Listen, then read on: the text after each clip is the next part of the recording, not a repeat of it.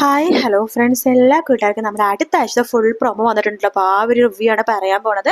അങ്ങനെ ചിപ്പിനെ ഡിസ്ചാർജ് ചെയ്യാണ് ഇഷിതയും മഹേഷും കൂടി തിരിച്ച് ചിപ്പിനെ വീട്ടിലേക്ക് കൊണ്ടുവരാട്ടോ.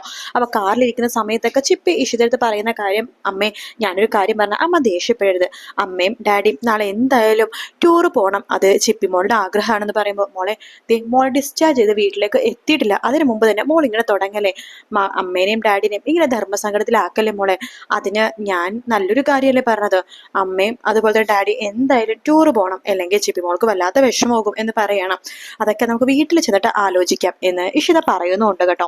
അതിനുശേഷമാണെന്നുണ്ടെങ്കിൽ ഇഷിതയും മഹേഷും കൂടിയിട്ട് ചിപ്പിനെയും കൂട്ടിക്കൊണ്ട് വീട്ടിലേക്ക് വരുവാണ്. വീട്ടിലെത്തുമ്പോൾ തന്നെ ചിപ്പി ആദ്യം അന്വേഷിക്കണത് മഞ്ജുമേനെയാണ് കേട്ടോ. അപ്പോൾ അച്ഛമ്മ നമ്മുടെ സ്വപ്നയിൽ വരുന്നുണ്ട്. ആ അച്ഛമ്മയുടെ പൊന്നുമോള് വന്നോ, അച്ഛമ്മയുടെ കണ്ണിന് ഇപ്പൊ കുഴപ്പമൊന്നുമില്ല, വേദനയൊക്കെ മാറി, എന്റെ അമ്മ കൂടെ ഉള്ളതുകൊണ്ട് എന്റെ വേദനയൊക്കെ പെട്ടെന്ന് മാറി എന്ന് പറയണം. ഈ അച്ഛമ്മ പ്രാർത്ഥിച്ചുകൊണ്ടിരിക്കുകയായിരുന്നു എന്റെ മോൾക്ക് വേണ്ടിയിട്ട്. ഇപ്പോ കുഴപ്പമൊന്നുമില്ലല്ലോ, തലവേദന എടുക്കുന്നുണ്ടോ കണ്ണ എന്നൊക്കെ ചോദിക്കുകയാണ്. എനിക്കൊരു കുഴപ്പമില്ല അച്ഛമ്മേ. ആ മോളെ എങ്ങനെയുണ്ട് എന്ന് അച്ഛൻ ചോദിക്കുമ്പോ അച്ഛൻ പേടിക്കൊന്നും വേണ്ട, എനിക്കൊരു കുഴപ്പമില്ല എന്ന് പറയാണ്. അല്ല, ഒരാളെ കാണുന്നില്ലല്ലോ, മഞ്ജുമാപ്പ ഇവിടെ ഇല്ലേ എന്ന് ചോദിക്കുകയാണ്. അപ്പൊ നമ്മുടെ മഞ്ജുമീനെ ഒളിച്ചും പാത്തിങ്ങനെ നിൽക്കാട്ടോ. ചിപ്പിനെ കാണാതിരിക്കാൻ വേണ്ടി ഫേസ് ചെയ്യാൻ ഒരു മടിയായിട്ട് ഒരു മൂലക്ക് ഇങ്ങനെ മാറി നിൽക്കുകയാണ്. ആ സമയത്ത് നമ്മുടെ മഞ്ജു ഈശ്വര അന്വേഷിക്കുന്നുണ്ടല്ലോ കുട്ടിപ്പിശാശ് എന്നിങ്ങനെ വിചാരിക്കുകയാണ്. വീണ്ടും ചിപ്പിനെ ചോദിക്കണ്ട്, അല്ല മഞ്ജുമാപ്പ ഇവിടെ ഇല്ലേ എന്ന് ചോദിക്കുകയാണ്. ആ ഉണ്ടല്ലോ ചിപ്പിമോളെ എന്ന് പറഞ്ഞിട്ട് മഞ്ജുമ വേഗം തന്നെ ചിപ്പിന്റെ അടുത്തേക്ക് വരും. ആ ചിപ്പിമോള് വന്നോ, മഞ്ജുമാപ്പ അറിഞ്ഞില്ല കേട്ടോ. അതെയോ, ഞാൻ അപ്പനെ കാത്തിരിക്കുകയായിരുന്നു, ഇവിടെ വന്ന ആദ്യം മഞ്ജുമാപ്പനെ കാണണമെന്ന് പറഞ്ഞിട്ട് ഇരിക്കുകയായിരുന്നു. ആണോടെ ചക്കരെ, മഞ്ജുമാപ്പനെ അത്രയ്ക്ക് ഇഷ്ടമാണോ? ഇഷ്ടമായിട്ടൊന്നുമല്ല, ഒരു കാര്യം മഞ്ജുമാപ്പ എടുത്ത് പറയാൻ വേണ്ടിയിട്ടാണ്. എന്താ മോളെ? അതെ, എന്റെ അമ്മയും ഡാഡിയും ടൂറ് പോവാതിരിക്കാനായിട്ടല്ലേ മഞ്ജുമാപ്പ എന്നോട് ഒരേ കാര്യങ്ങളൊക്കെ പറഞ്ഞത്, അതുകൊണ്ടാണല്ലോ ചിപ്പി വീണത്. അതിനെക്കുറിച്ചൊന്നും ഞാനിപ്പോ എന്തായാലും പറയുന്നില്ല. പക്ഷെ മഞ്ജുമാപ്പടുത്ത് ഒരു കാര്യം ഞാൻ പറയാം, അതായത് നാളെ ഒരു ദിവസം ഉണ്ടെന്നുണ്ടെങ്കിൽ എന്റെ അമ്മയും ഡാഡിയും ടൂറ് പോയിരിക്കും എന്ന് പറയണം. അപ്പോഴേക്കും ഇഷിത മോളെ അത് വേണ്ടെന്ന് പറയുമ്പോ, അമ്മ മിണ്ടാതിരിക്കെ, ഇത് എന്റെ തീരുമാനമാണ്.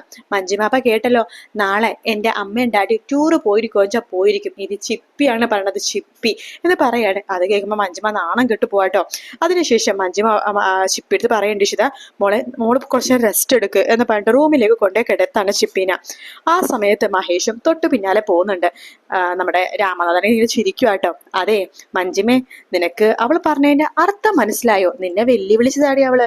നിന്നെ വെല്ലുവിളിയോടെ പറഞ്ഞിട്ട് അവളുടെ അമ്മയും ഡാഡി നാളെ എന്തായാലും ടൂറ് പോകും, നിനക്ക് മുടക്കാൻ പറ്റുമെങ്കിൽ മുടക്കിക്കോ എന്ന് ചിപ്പിമോള് നിന്നെ വെല്ലുവിളിച്ചാണ്, നിനക്കത് മനസ്സിലായില്ലേ എന്ന് ചോദിച്ചിട്ട്, കഷ്ടം തന്നെ, ഒരു കുഞ്ഞു പോലും നിന്നെ വെല്ലുവിളിക്കണ കണ്ടില്ലേ, നീ ആർക്ക് വേണ്ടിയിട്ട് ഇതൊക്കെ ചെയ്തത്, ഇപ്പൊ നിനക്ക് സമാധാനായല്ലോ അല്ലേ എന്ന് പറഞ്ഞിട്ട് രാമനാഥൻ അവിടുന്ന് പോവാണ്. അതിനുശേഷമാണെന്നുണ്ടെങ്കിൽ സ്വപ്നവല്ലിയും പറയണ്ട്, എന്തായാലും നീ പ്ലാൻ ചെയ്ത പോലെ തന്നെ നടന്നല്ലോ, സന്തോഷം എന്ന് പറഞ്ഞിട്ട് സ്വപ്നവല്ലിയും അകത്തേക്ക് പോവാട്ടോ.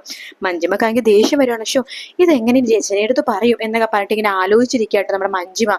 അതേ സമയമാണെന്നുണ്ടെങ്കിൽ തിരിച്ച് വീട്ടിലേക്ക് പോകുന്ന സമയത്ത് രചനയും ആകാശും ഭയങ്കര വഴക്കാട്ടോ.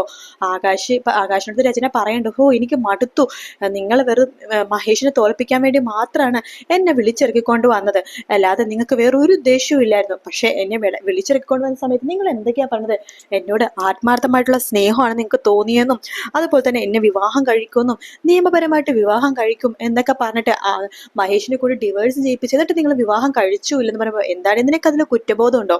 മഹേഷിനെ ഡിവേഴ്സ് ചെയ്തില്ലായിരുന്നെങ്കിൽ നിനക്ക് വീണ്ടും അവരുടെ ജീവിതത്തിലേക്ക് ഇടിച്ചു കയറി പോവായിരുന്നല്ലേ, അതൊക്കെ ആലോചിച്ചിട്ടായിരിക്കും നിനക്കിപ്പോ ദേഷ്യമല്ലേ. അതേടി നിന്നെ ഞാൻ വിളിച്ചിറക്കിക്കൊണ്ടുവന്നതേ മഹേഷിനോട് പകരം വീട്ടാനും പ്രതികാരം ചെയ്യാനും തന്നെയാടി, അല്ലാതെ എനിക്ക് എന്തിനടി ഇങ്ങനത്തെ രണ്ട് കുട്ടികളുടെ അമ്മയായ നിന്നെ എനിക്ക് എന്തിനാടി എന്നൊക്കെ പണ്ട് പുച്ഛത്തോടെ ആകാശ് പറയുമ്പോൾ പെട്ടെന്ന് രചനയും പൊട്ടിത്തെറിക്കാട്ടോ. ആകാശ് കുറച്ചുകൂടി മാന്യമായിട്ട് സംസാരിക്കണം, ഇല്ലെങ്കിൽ നീ എന്ത് ചെയ്യോടി എന്ന് പറഞ്ഞിട്ട് രചനയുടെ കഴുത്തിന് ഇങ്ങനെ കയറി പിടിക്കുകയാണ് ആകാശ്. ആദ്യം പുറത്തുനിന്ന് അകത്തേക്ക് വരുമ്പോഴേക്കും ഈ ഒരു കാഴ്ചയായിട്ട് കാണുന്നത്. ആദ്യക്ക് ആകെ വല്ലാത്ത പോലെ തന്നെ, അയ്യോ മമ്മി എന്ന് പറഞ്ഞിട്ട് വേഗം അകത്തേക്ക് പോവാണ്. എന്റെ മമ്മിയുടെ ദേഹത്ത് നിന്ന് കൈയെടുക്ക് എന്ന് പറഞ്ഞിട്ട് വേഗം തന്നെ കൈയെടുപ്പിക്കുമ്പോഴേക്കും രചന ആകെ ഒരു വല്ലാത്തൊരു അവസ്ഥയിലായി കേട്ടോ. ഇങ്ങനെ ചുമച്ചോണ്ടിരിക്കുകയാണ്. കാരണം അത്രമാത്രം രചനക്ക് കഴുത്തിനെ പിടിച്ചപ്പോഴേക്കും അത്രമാത്രം വേദനയും ശ്വാസമുട്ടൊക്കെ അനുഭവപ്പെട്ടു. അതുകൊണ്ട് തന്നെ രചന ആകെ പൊട്ടിക്കരയാണ്. ആദ്യം വല്ലാത്ത വിഷമം തോന്നുന്നുണ്ട്. പിറ്റേ ദിവസം തന്നെ നമ്മുടെ മഹേഷിന്റെ ഫ്ലാറ്റിലേക്ക് വരുവാണ്. അപ്പൊ മഹേഷ് അവിടെ ഇല്ലട്ടോ, ഇഷിതയുണ്ട്.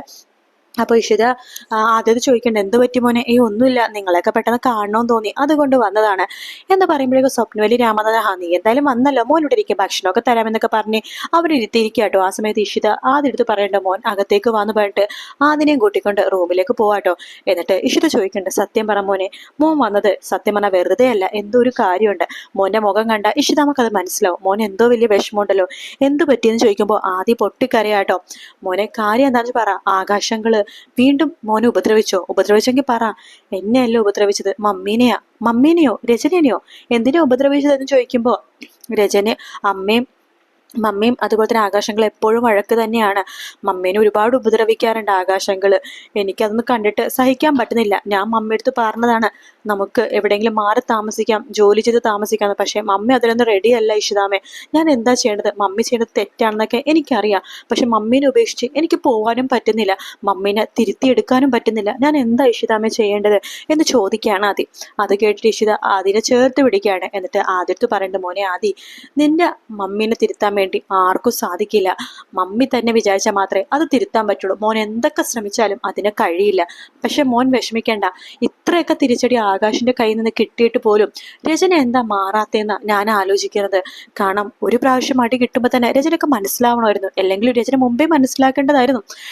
ഇനി അത് പറഞ്ഞിട്ട് കാര്യമൊന്നുമില്ല. മോനിപ്പോ ഓരോ കാര്യങ്ങൾ അറിവും അതുപോലെ മോനെ പറയാതെ തന്നെ ഇഷിതാമ്മ പറയാതെ തന്നെ മോനെ പല കാര്യങ്ങളും അറിയാലോ. മോൻ എങ്ങനെയെങ്കിലൊക്കെ പഠിച്ച് മിടുക്കനായിട്ട് മോൻ മമ്മീനെ നോക്കുന്ന ഒരു അവസ്ഥയിൽ വരണം. അപ്പൊ ഈ ആകാശങ്ങളും ആരും മോനെ ഉപദേശിക്കാനും മമ്മീനെ മേൽ കൈവെക്കാൻ ആരും വരില്ല. മോനിപ്പോ ചെറിയ കുട്ടിയല്ലേ, എങ്ങനെയെങ്കിലൊക്കെ മോൻ മമ്മീനെ പറഞ്ഞ് തിരുത്താൻ വേണ്ടി നോക്കണം. ചിലപ്പോൾ മോൻ പറഞ്ഞാൽ കേൾക്കുമായിരിക്കും, പക്ഷെ ചാൻസ് കുറവാണ്. മോൻ ഞാൻ പറഞ്ഞോണ്ട് വിഷമിക്കല്ലേ കേട്ടോ എന്നൊക്കെ പറഞ്ഞു. മോൻ വിഷമിക്കേണ്ട, എന്തെങ്കിലും ബുദ്ധിമുട്ട് തോന്നുകയാണെങ്കിൽ അപ്പൊ തന്നെ ആ മമ്മീനെയും കൂട്ടിക്കൊണ്ട് ഇങ്ങോട്ടേക്ക് വന്നോ എന്ന് ഇഷിത പറയാണ്. ആദ്യം ഭയങ്കര സന്തോഷമാവാട്ടോ ഇഷിതയുടെ ആ ഒരു തലോടലും ആ ഒരു സ്നേഹത്തിന്റെ വാക്കുകളൊക്കെ കേൾക്കുമ്പോഴേക്കും ആദ്യം ഭയങ്കര സന്തോഷമാവാണ്. ശേഷം ആദ്യം അവിടെ നിന്ന് പോകുന്നുണ്ട്.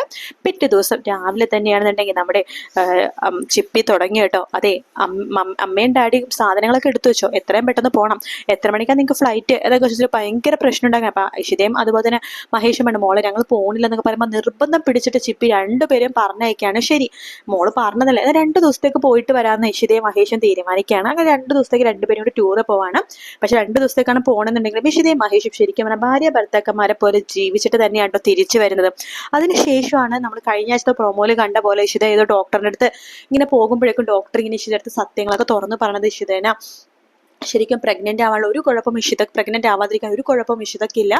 അത് അന്ന് മനസ്സുനിയുടെ ആ ഒരു പ്രവൃത്തി കൊണ്ടാണ് ഇഷിതക്ക് അങ്ങനത്തെ കുറെ ബുദ്ധിമുട്ടുകളൊക്കെ ഉണ്ടായെന്നുള്ള സത്യങ്ങളൊക്കെ അപ്പോഴാണ് ഇഷിത തിരിച്ചറിഞ്ഞത്. അപ്പൊ ആ ഒരു പ്രൊമോ ഈ കഴിഞ്ഞ ആഴ്ച കാണിച്ച പ്രൊമോ ഈ വീക്കിലായിരിക്കും വരുന്നത് കേട്ടോ. എന്തായാലും അടിപൊളി ഭാഗമാണ് ഈ ആഴ്ച വരാൻ പോണത്, അതിലൊരു സംശയമില്ല. വീക്കെൻഡ് പ്രൊമോ നേരത്തെ തന്നെ വന്നിട്ടുണ്ട്. ഇപ്പൊ ഉച്ചക്കാണ് സീരിയൽ ഉള്ളത് കൊണ്ട് തന്നെ വീക്കെൻഡ് പ്രൊമോയും കാര്യങ്ങളൊക്കെ നേരത്തെ വരുന്നുണ്ട് കേട്ടോ. എന്തായാലും നമുക്ക് കാത്തിരുന്ന് കാണാം ഫ്രണ്ട്സ്. വീഡിയോ ഇഷ്ടപ്പെടുകയാണെങ്കിൽ ലൈക്ക് ചെയ്യാനും അതുപോലെ തന്നെ സബ്സ്ക്രൈബ് ചെയ്യാനും കമന്റ് ചെയ്യാനും മറക്കല്ലേ. മറ്റൊരു വീഡിയോ ആയിട്ട് വീണ്ടും കാണാം. Take care. Bye bye.